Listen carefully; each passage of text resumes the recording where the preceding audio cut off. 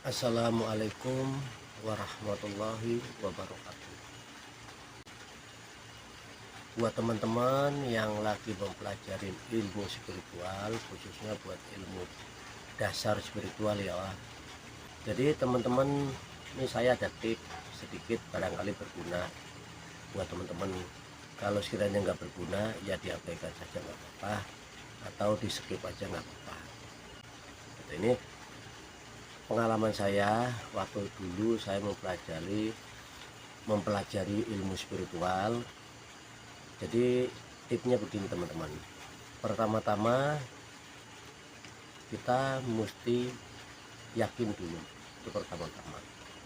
Yakin apa yang kita jalankan ini akan mendapatkan hasilnya. Apa yang kita jalanin ini, yang kita pelajari ini, itu yakin pertama. Yakin kedua, amalan-amalan yang tadi kita pelajari. Nah, di dalam mempelajari ilmu-ilmu tadi, kita mesti punya keyakinan full, penuh, hakul yakin, teman-teman ya. Dan yakin kepada Allah Subhanahu wa Ta'ala bahwa kita mempelajari suatu ilmu spiritual atau ilmu apa saja gitu ya. Jadi insya Allah akan mendapatkan hasilnya. Itu tadi bumbunya, keyakinan. Yakin pada Allah Subhanahu wa Ta'ala, yakin pada diri sendiri, yakin pada suatu amalan tadi, gitu ya teman-teman. Dan juga mesti semangat, telaten, gitu. Sebab di dalam mempelajari ilmu spiritual ini tidak segampang atau tidak semudah yang kita bayangkan teman-teman. Gitu. Satu, kita butuh keyakinan. Dua, butuh ketekunan. Dari sama guru teman-teman tadi mesti yakin, karena keyakinan tadilah itu tadi yang menjadikan keberhasilan kita. Nah, untuk menambah keberhasilan tadi, untuk mempercepat yang kita jalanin ini, atau misalnya yang lagi kita pikirkan ini, biar tambah cepat teman-teman ya, gitu. Jadi teman-teman mesti rajin puasa Senin Kemis biar tambah cepat, biar powernya tambah greget gitu lah, maksudnya tambah kencang, tambah besar gitu ya. Rajin puasa Senin Kemis. Nah, puasa Senin Kemis itu diawali dari hari apa gitu, misalnya apa Kemis apa Senin gitu ya. Jadi boleh hari Senin dulu, boleh hari Kemis dulu. Bagaimana caranya puasa Senin Kemis gitu kan. Jadi teman-teman kalau mau puasa Senin Kemis, nanti misalnya dimulai dari hari Senin ya.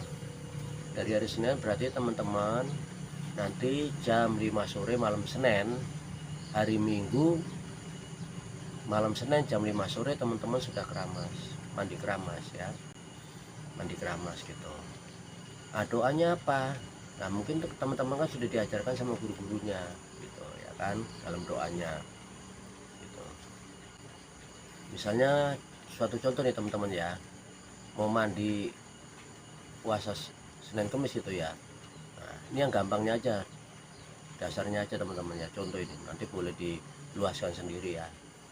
Jadi bismillahirrahmanirrahim, saya berniat mandi membersihkan diri saya atau hati saya karena lillahi ta'ala.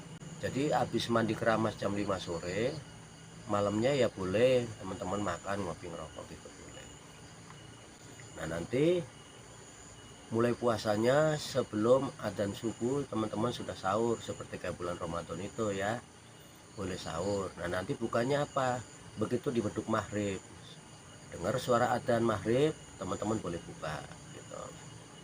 Tuh, puasa Senin Kemis mau dimulai dari Senin boleh, dari hari Kemis boleh teman-teman.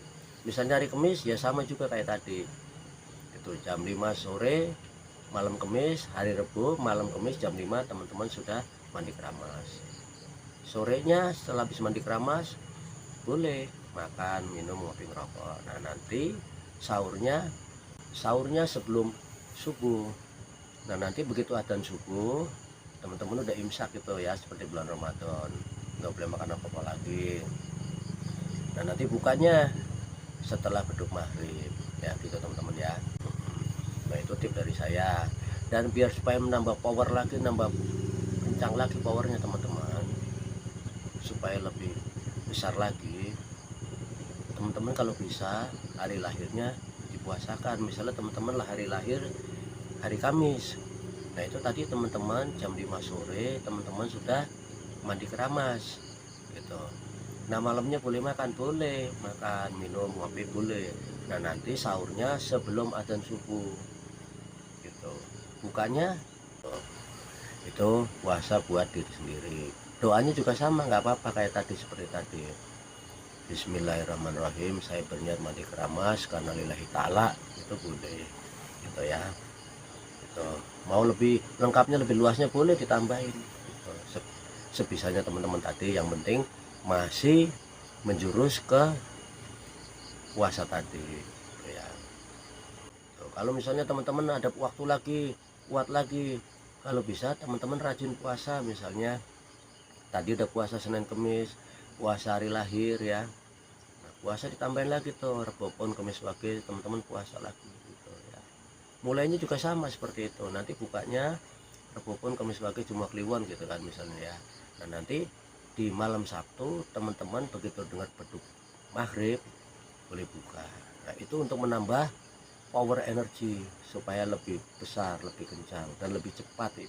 Jadi apa yang selama ini kita pelajarkan, apa kita amalkan gitu ya, akan menambah kecepatan gitu. Jadi misalnya teman-teman yang belajar aturan 3 bulan ya, 40 hari teman sudah bisa. Yang teman-teman aturan belajar 6 bulan, insya Allah 3 bulan sudah bisa. Yang teman-teman misalnya belajar aturan 1 tahun, insya Allah 6 bulan atau 3 bulan insya Allah teman-teman sudah bisa gitu, insya Allah. Nah itu tadi tipsnya seperti itu. Yakin, gigih, semangat, dan insya Allah kalau rajin puasa lebih cepat hasilnya gitu ya. Nah selama dalam puasa tadi, atau misalnya selama dalam mempelajari ilmu tadi, teman-teman mesti punya berpikiran yang jernih gitu, berpikiran yang positif gitu ya. Nah hatinya juga sama begitu ya.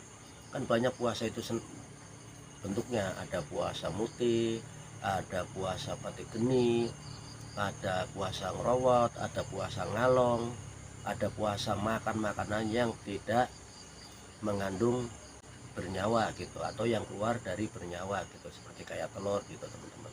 Insya Allah selama teman-teman masih dalam mempelajaran ilmu spiritual, teman-teman rajin berpuasa Senin Kemis ya, puasa hari lahirnya, puasa Rebo Pon Kemis Wage Jumat Kliwon yang tidak berkandung nyawa tadi. Teman-teman nggak makan makanan yang mengandung nyawa tadi, seperti kayak contohnya yang kecilnya telur gitu ya.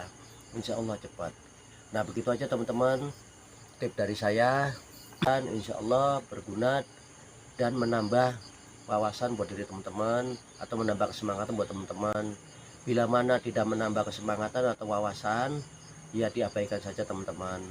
Sebelum dan sesudahnya saya mohon maaf yang sebesar-besarnya, dibukakan pintu maaf saya yang seluas-luasnya. Dan juga mohon maklum ya teman-teman, bila mana ada perkataan-perkataan saya atau penyampaian saya yang kurang pas, mohon maaf yang sebesar-besarnya dan harap dimaklum. Wassalamualaikum warahmatullahi wabarakatuh.